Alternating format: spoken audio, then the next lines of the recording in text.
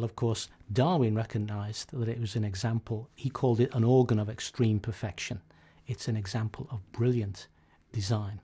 And he put out the test that if there's no way that if there was some way that it could be shown that such a complex organ couldn't have come about by many successive small gradual changes, then his theory would absolutely break down. So he was honest enough to give a falsification method for his theory.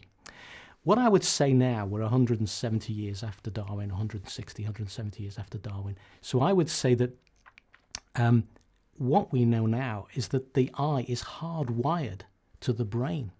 It's a complete vision system with image processing, image recognition, noise reduction, all of these things built in. It is far more complicated than Darwin could have realized, and we don't blame him for that. He was writing in 1859. Things have moved on a long, long way.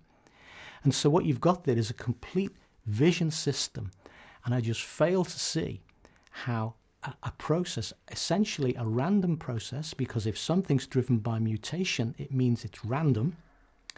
A process of mutation, natural selection acting on random mutation could produce a vision system as complex as we see in your eyes or in mine.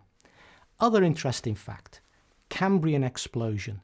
What we find in the Cambrian layer of rock is a whole raft of organisms with no links between them. They just suddenly appear in a short space of geological time.